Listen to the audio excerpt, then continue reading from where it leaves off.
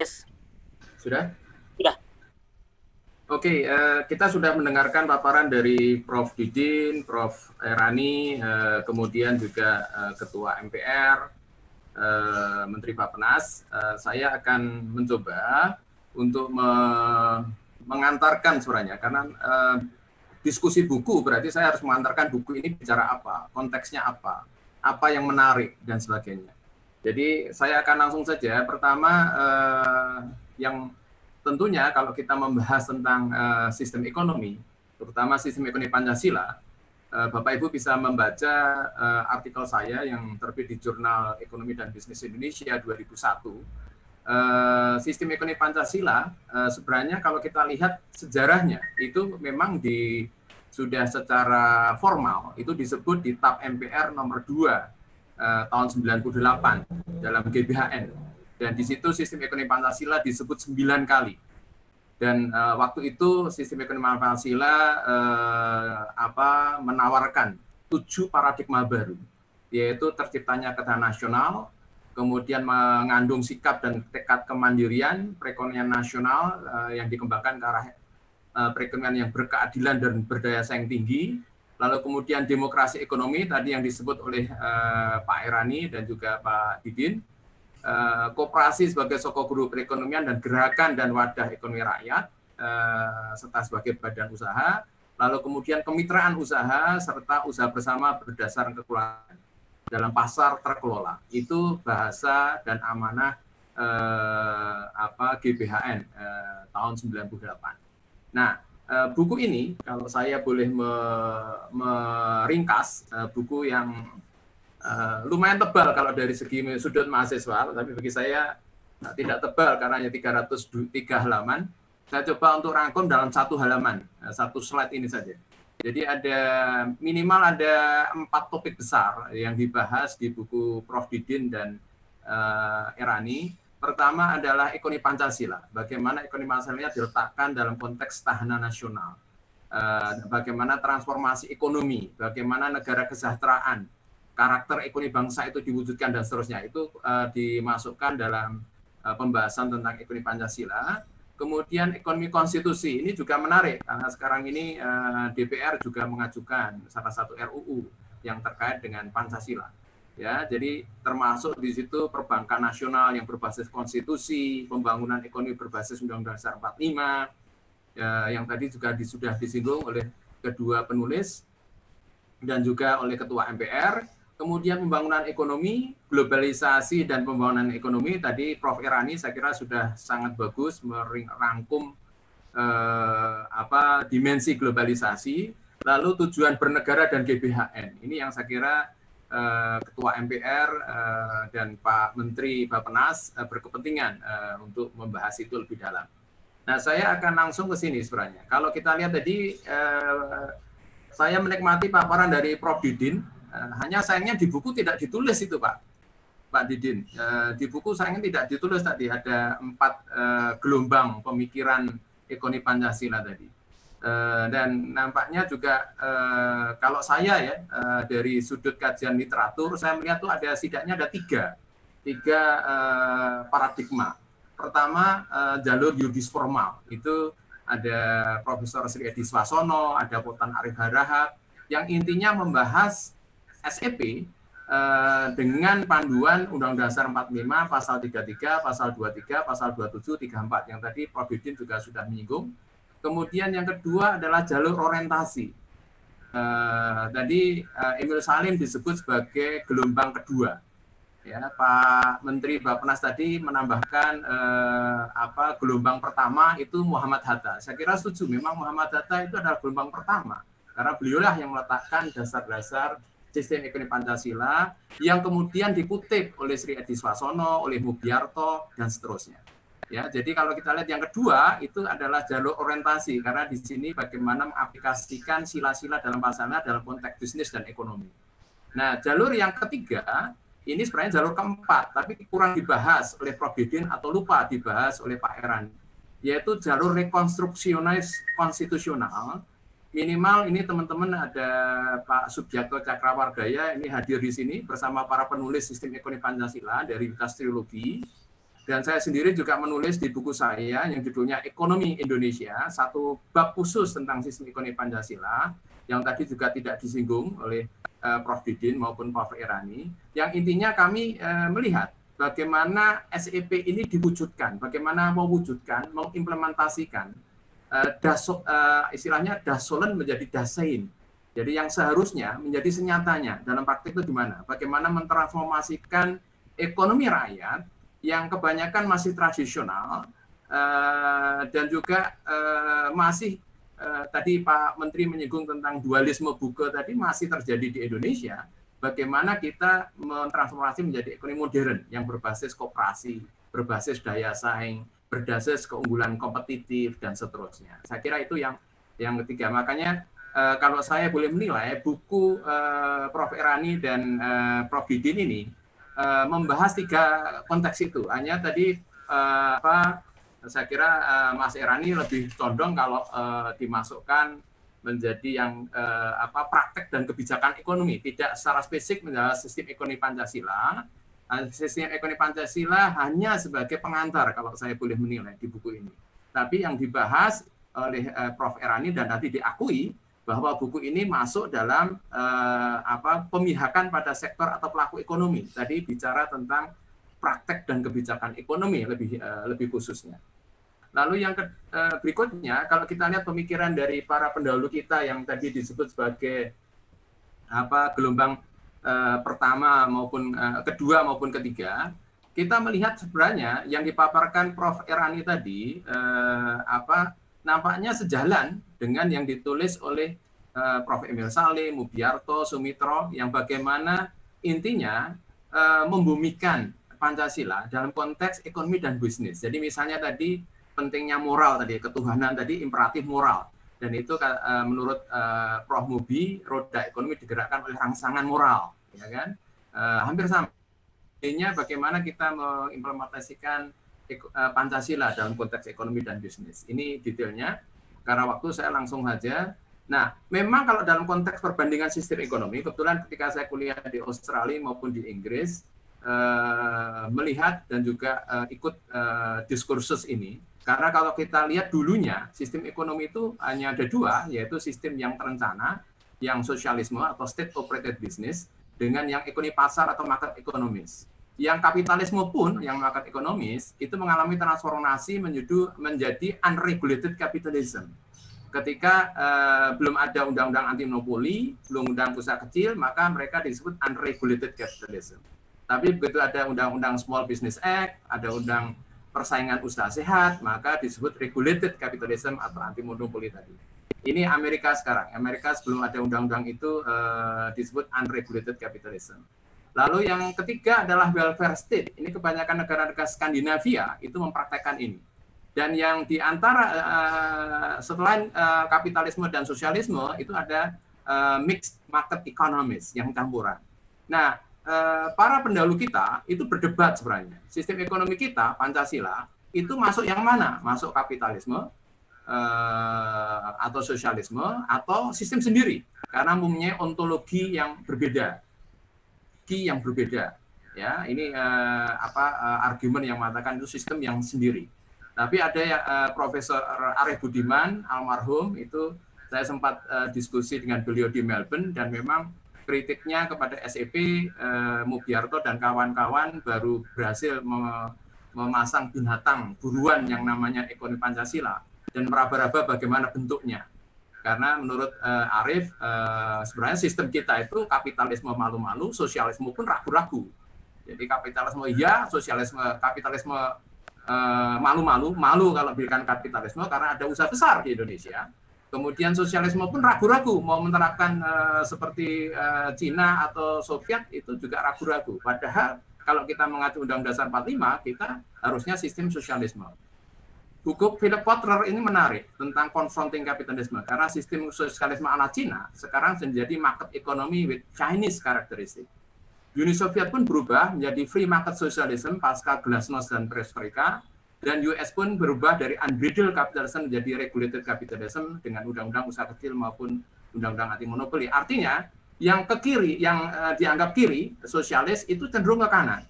Yang kanan, itu cenderung ke kiri. Jadi ada argumen yang mengatakan sistem ekonomi dunia itu akan menjadi sistem yang di tengah-tengah nanti. Ya, nah, bagaimana para founding fathers kita yang Prof. Didin tadi menyebut sebagai gelombang pertama? Ya, jadi kalau kita lihat pemikiran Bung Hatta, bagaimana merumuskan tentang sistem ekonomi, nampaknya sudah jelas argumennya. Ini pandangan Bu Hatta, satunya Bung Karno tadi, ya. Bahwa intinya adalah bagaimana cara mengatur pemerintahan negeri dan menyusun ekonomi rakyat yang harus diputuskan oleh rakyat dengan mufakat. Itulah arti kedaulatan rakyat. Jadi tidak hanya politik tapi ekonomi. Jadi demokrasi ekonomi dan politik tadi yang disinggung oleh Pak Irani.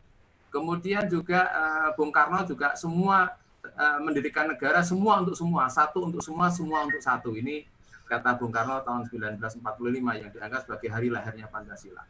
Nah, Bapak Ibu sekalian, pertanyaan mendasar ketika saya diundang oleh MPR beberapa kali, ya, pertanyaan mendasar, sudahkah ekonomi kita itu berbasis ekonomi Pancasila, berbasis ekonomi kerakyatan, berbasis demokrasi ekonomi atau kesejahteraan sosial? Karena dari segi sistem ekonomi Pancasila, dari segi ontologi, ini sebenarnya ekonomi kerakyatan intinya.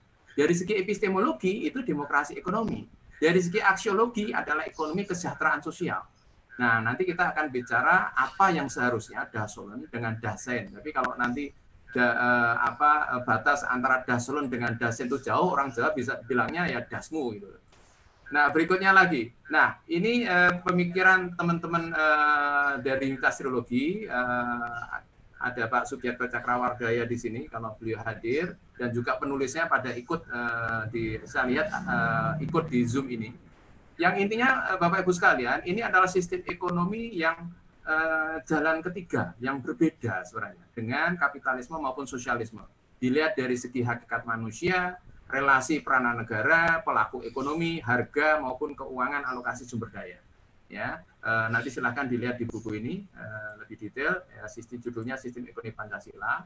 Lalu yang berikutnya lagi, nah saya ingin melihat sekarang dasennya, ya Bapak Ibu sekalian. Kalau tadi kita lihat pasal 33, semua penulis itu mengacu pasal 33 Undang-Undang Dasar 45 yang asli, yang belum diamandemen. Dan situ sudah jelas. Ayat 1, 2, 3 itu menghendaki negara mempunyai hak memiliki, mengelola, mengontrol. Nah, saat ini ada 115 BUMN dengan 426 BUMD di seluruh Indonesia. Lalu ada ribuan koperasi dan juga ribuan perusahaan swasta asing maupun domestik. Nah, pertanyaan mendasar mereka, yang menguasai Indonesia itu mana? Ya, ini kalau ini gojekan ala Jogja nih. Ya. Kalau BUMN itu menguasai hajat hidup orang banyak, swasta menerima hasil hajatan atas nama orang banyak. Nah, koperasi tempat buang hajat rakyat banyak. Nah, tapi ini gojekan aja biar Anda tidak tidur. Nah, sekarang kita lihat sekarang Undang-Undang BUMN.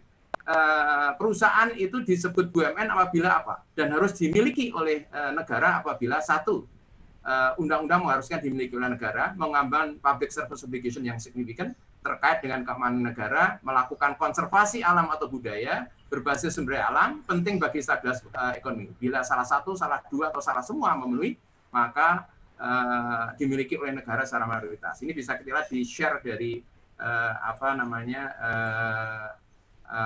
BUMN ini. Ada Telkom itu 51% masih dimiliki oleh negara, Mandiri 70%, BNI 99%, BRI 59%, dan seterusnya. Nah, yang berikutnya Bapak Ibu sekalian, ini adalah perkembangan saya download dari Kementerian BUMN. Saat ini tadinya ada bentuk badan hukum BUMN kita, ada yang perjan tadinya, sekarang sudah tidak ada sejak tahun 2005.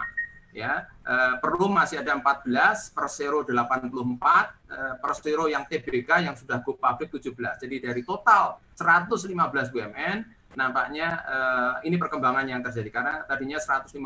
Jadi ada yang merger, ada yang dilikuidasi dan seterusnya. Nah, kontribusi terhadap PDB berapa? Sayangnya data dari Kementerian BUMN maupun BPS itu tidak ada yang membahas tentang ini. Saya coba untuk menghitung sendiri. Kalau kita bandingkan aset BUMN dengan PDB Indonesia, data tahun 2015 sampai 2018 itu menunjukkan apa? Bahwa kontribusi BUMN terhadap PDB itu berkisar 64 naik menjadi 77,6%. Tapi dilihat dari aset ini. terhadap PDB Indonesia karena tidak ada data yang lain.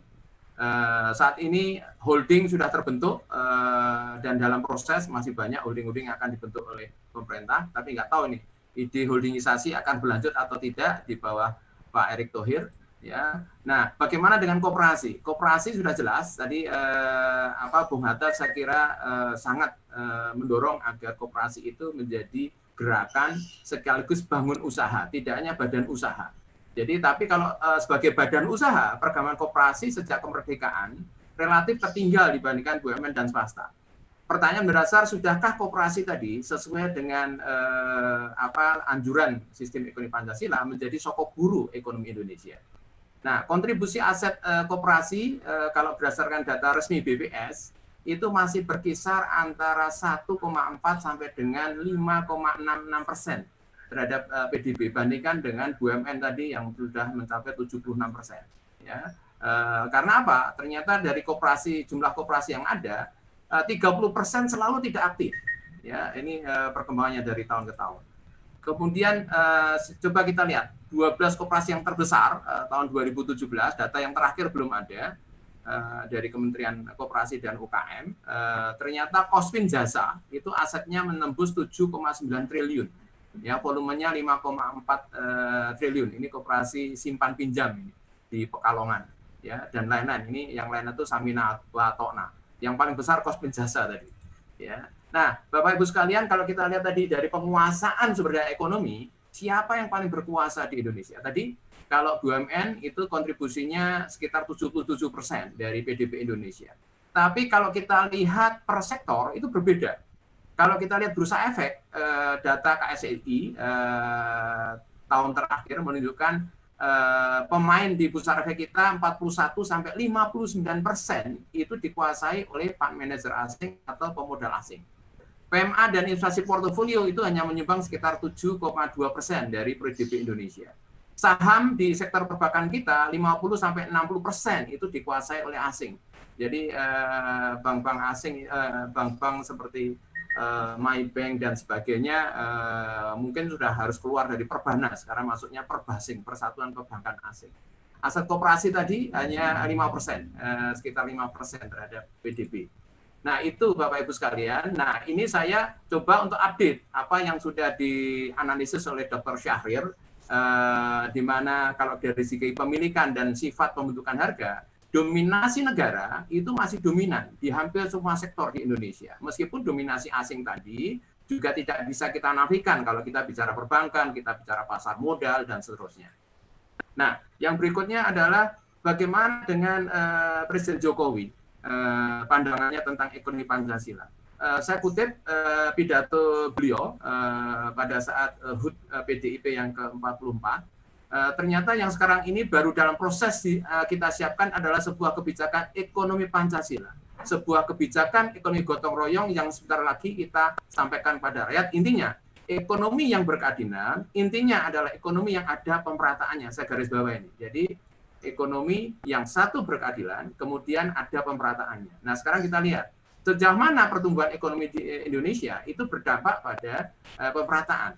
Nah, ini data objektif ya dari BPS seolah sampai dengan 2019 ya, dari masa Pak Harto sampai dengan Jokowi. Ini adalah pertumbuhan ekonomi Indonesia dan angkanya sempat negatif kalau kita lihat. Ini adalah kemiskinan yang sudah turun terus ya, dan pengangguran ini angkanya. Tapi yang menarik kalau kita lihat ketika krisis 98 pertumbuhan ekonomi negatif 13%. Pada saat itu ternyata apa? Gini koefisien kita turun. Jadi ada gunanya juga krisis 98 karena ternyata jarak antara si kaya dengan si miskin jadi mengecil. Ini ditunjukkan oleh angka Gini yang menurun. Ya, tapi setelah itu meningkat terus sampai dengan era SBY dan di era Jokowi sudah mulai ada penurunan. Ini perkembangan growth versus equity di Indonesia tadi. Yang berikutnya lagi adalah pemerataan tadi. Kalau kita lihat siapa yang menikmati kue pembangunan di Indonesia, teori dari Barat yang mengatakan trickle down effect itu nggak laku di Indonesia. Yang terjadi trickle up effect, efek muncrat ke atas. Karena yang menikmati kue pembangunan di negeri ini adalah 40% golongan menengah, dan 20% golongan yang tertinggi di Indonesia. Dan itu terjadi dari sejak zaman Megawati sampai dengan Jokowi sampai hari ini. Ya, datanya sudah saya update sampai 2019, tapi ini ketutup angkanya yang sebelah kanan. Ya, nah, bagaimana dengan strategi paradigma pembangunan di era Jokowi? Kalau kita lihat tadi ada 3 dimensi pembangunan, dimensi manusia, dimensi pengembangan sektor unggulan, lalu pemerataan tadi, pemerataan antar kelompok dan antar wilayah sudah dimasukkan. Tapi ternyata faktanya, sebelum fakta dulu, kita lihat paradigma membangun di era SBY maupun Jokowi. Kalau kita lihat di zaman SBY itu menggunakan konsep yang namanya growth pool dengan master plan percepatan dan perluasan ekonomi Indonesia MP3EI. Tapi sekarang ini menggunakan membangun Indonesia dari pinggiran, itu artinya tadi ada perbedaan pinggiran dulu harusnya dikembangkan. Sementara growth pool-nya didiem saja udah tumbuh sebenarnya.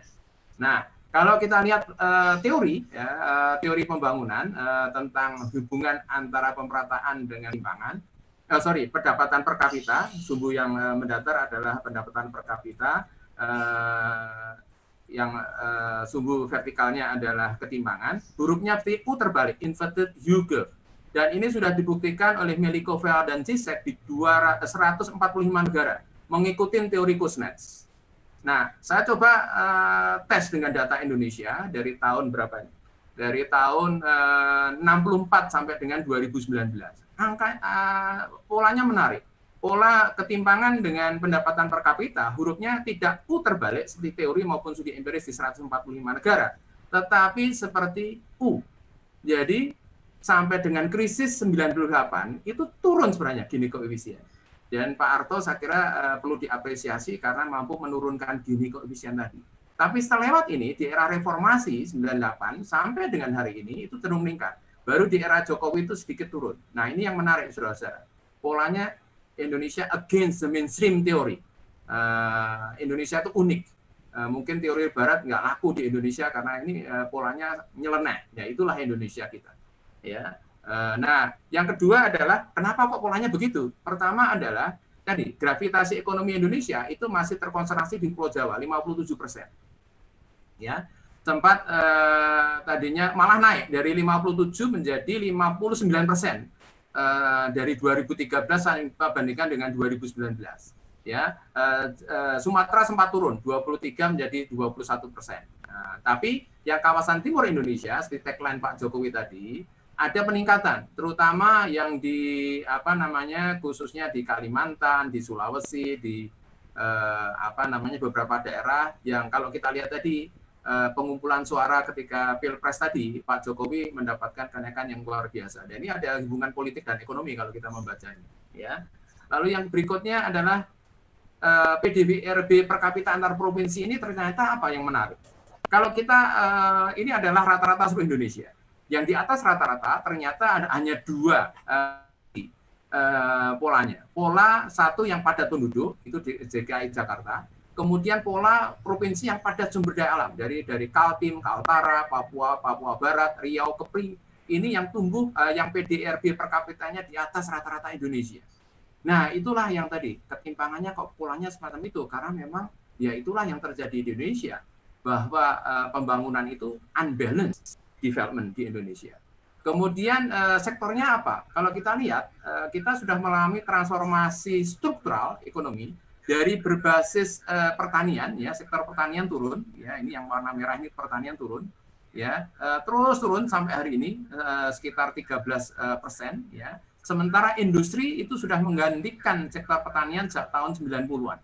Jadi industri manufaktur sekarang adalah leading sektor, diikuti oleh pertanian, diikuti oleh perdagangan maupun pariwisata. Ini pariwisata yang berikutnya. Ya. Lalu kemudian sumbangannya tadi, kalau kita lihat tadi, ini industri pengolahan, pertanian, perdagangan, hotel, restoran. Ya. Lalu kemudian sektor pariwisata tadi di sini, perdagangan, hotel, restoran, sama di sini. Struktur penduduk kita yang secara struktural itu sudah berubah dari pertanian ke industri, Tapi dari segi tenaga kerja nampaknya masih didominasi oleh sektor pertanian ini. Jadi coba kita lihat ini data selama 3 tahun terakhir sampai dengan Februari 2020, sektor pertanian masih mendominasi 29%, diikuti perdagangan, diikuti oleh industri tadi 14%, baru pariwisata. Nah itu saudara-saudara, transformasi ekonomi belum diikuti oleh transformasi pasar tenaga kerja kita. Nah, penyebabnya apa? Karena mayoritas pelaku ekonomi kita itu adalah pelaku usaha mikro. Ini saya olah dari data Kementerian UKM dan Koperasi, yang omsetnya sampai dengan 300 juta itu 98,6% atau 63,3 juta unit. Usaha kecil 1,2 dan seterusnya. Jadi kita mayoritas itu di usaha kecil maupun mikro. Yang tadi kalau kita lihat UKM tadi ternyata 99% itu UMKM, menyumbang 57% terhadap PDB, menyumbang 97% terhadap tenaga kerja, namun terhadap ekspor hanya 14,4%. Masalahnya di sini, saudara-saudara, kita itu mengalami hulu in the middle. Kalau kita bandingkan sensus ekonomi 2006 dengan 2016 ini dengan data sensus ya, tidak banyak berubah dengan tadi. Kita tuh masih kekurangan yang kelas menengah maupun besar. Jadi yang mayoritas masih usaha kecil dan mikro di Indonesia. Nah, pertanyaan mendasar Indonesia 15 tahun mendatang itu diperkirakan 2030 akan menempati kekuatan ekonomi yang ke-7 di dunia. Ya, 2050 nomor 4 di dunia. Kata Economist Intelligence Unit. Ya. Lalu kemudian, nah pertanyaannya adalah bagaimana kita mencapai itu? Makanya saya mencoba mencermati, kalau kita lihat visi misi Pak Jokowi dengan Amin, 5 prioritas kerja Pak Jokowi Ma'ruf adalah ini, ya, infrastruktur, pemangkasan ekonomi, birokrasi, transformasi ekonomi, dan seterusnya karena waktu. Langsung saja ke sini. Demikian juga fokus pembangunan dan belanja. Jadi minimal tadi 5 fokus saat ini 2020 adalah SDM, program pelindungan sosial, akselerasi infrastruktur, birokrasi, lalu mengantisipasi ketidakpastian khususnya yang berkaitan dengan tadi. Lalu kemudian yang terakhir, pertanyaannya begini, secara ekonomi kita tuh mau menuju negara apa nih? Negara industri atau jasa? 2045 nanti, karena sekarang ini industri yang masih dominan. Ya. Nah, kesimpulannya terakhir, Bapak Ibu sekalian, mohon izin, sistem ekonomi Indonesia, kalau kita lihat kesimpulannya, berada di persimpangan jalan. Bila